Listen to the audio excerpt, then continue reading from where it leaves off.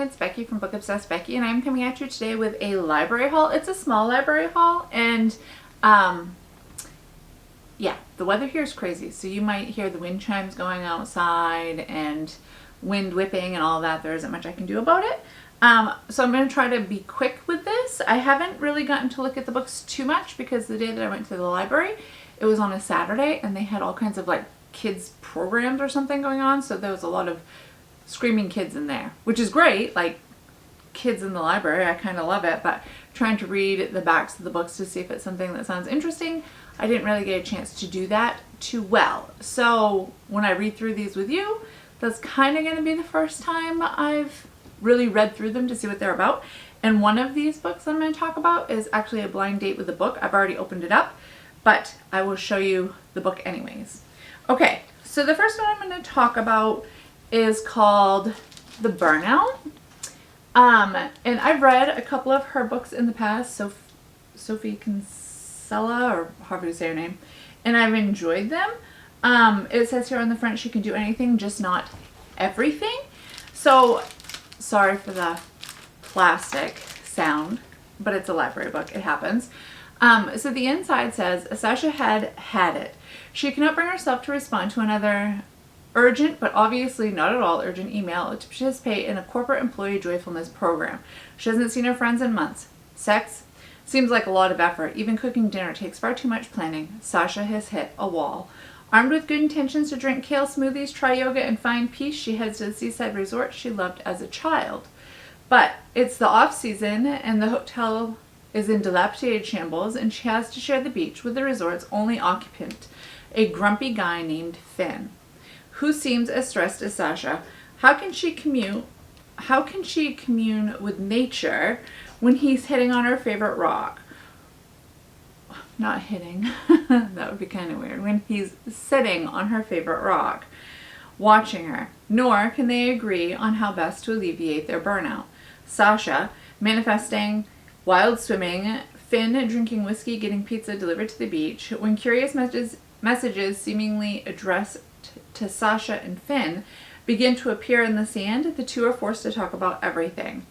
How did they get so burned out? Can either of them remember something they used to love? Answer, surfing.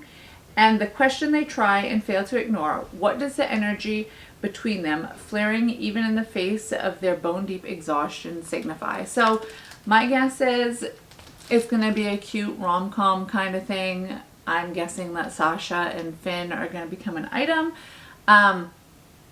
That's just a wild guess, but it's a romance, so like to me all signs are pointing that way, but hopefully it's a fun ride to get there. So that's the first one I picked up. The second one I picked up is called Night Watch. I don't know if you can see it with the glare. I've never read anything by this author. It's a historical fiction, which I love historical fiction, especially this time of year.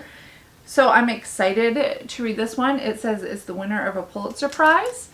And this one I had a really hard time trying to focus on when I was at the library because, like I said, kids screaming. In 1874, in the wake of the war, trauma and nameless haunt civilians and veterans, renegades and wanderers, freedmen and runaways, 12-year-old Conna Lee, the adult in her family for as long as she can remember, finds herself on a buckboard journey with her mother, Eliza, who hasn't spoken in more than a year.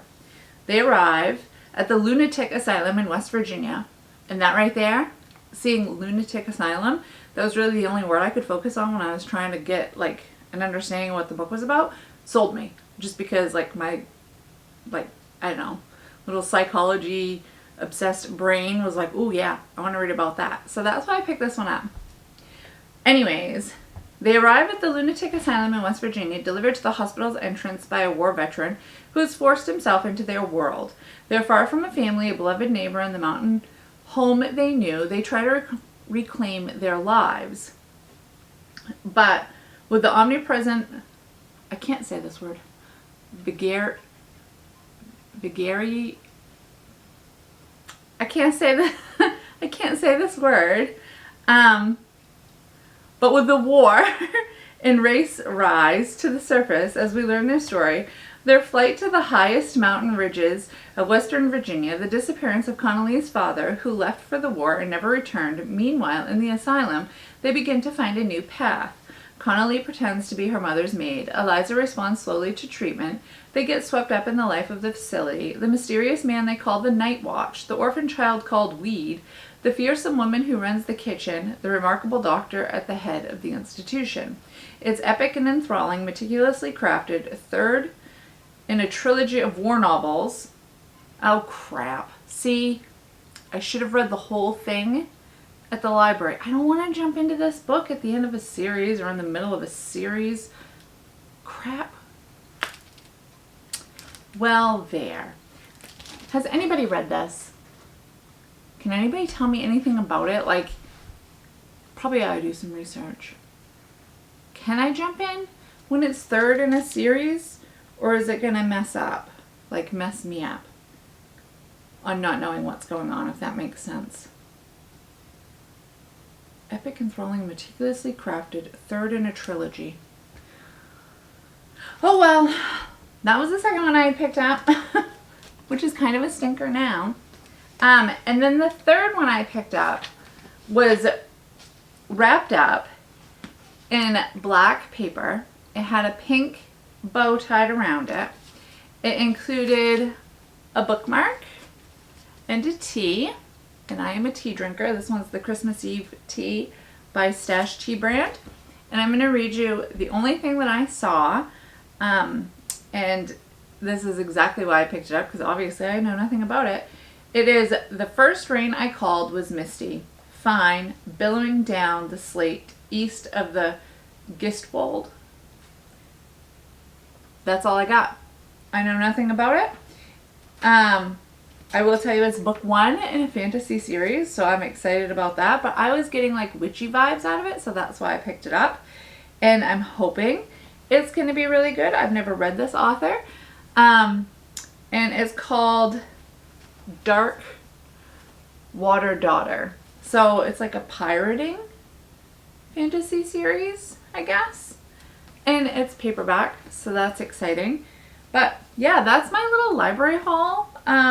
Not very much here, and now that I see that this is book 3 in a trilogy, that really sucks. It really ticks me off because I hate jumping in the middle of a series. So I'm going to do a little research on this and see what I can find out. But chances are I won't be reading it because third in a series. So yeah, that's all I have for you. What has everybody been reading? If you care to let me know, that would be great. And how's everybody holding up in winter here? Well, I'm on the East Coast in the US, but I know it's not winter everywhere. But how's everybody doing? And yeah, that's everything. So I will speak to you all very soon.